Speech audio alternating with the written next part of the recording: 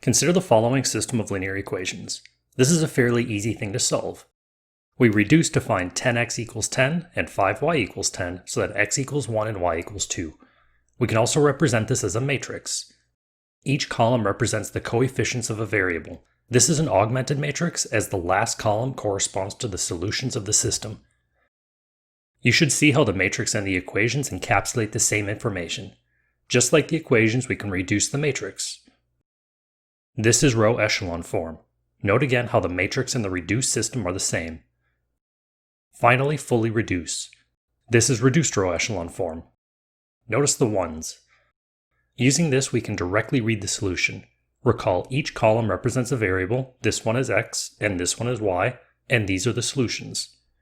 We can write 1x plus 0y equals 1, which we saw before, and 0x plus 1y equals 2, which again matches. Why did we put this into a matrix? Well, for larger systems, this will be more organized and less writing. We didn't need to write the variables at each step.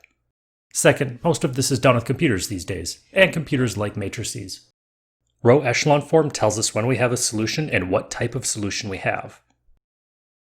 In general, row echelon form looks like this. Each square is a non-zero number.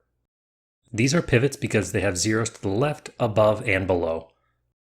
Most of linear algebra can be summarized by saying, find the pivots of this matrix. Any column without a pivot is called a free variable. Reduced row echelon form is very similar. The only difference is the pivots must now be 1. The main benefit is that this will always be a unique solution, meaning everybody will get the same answer. It's also much easier to write the final solution from here.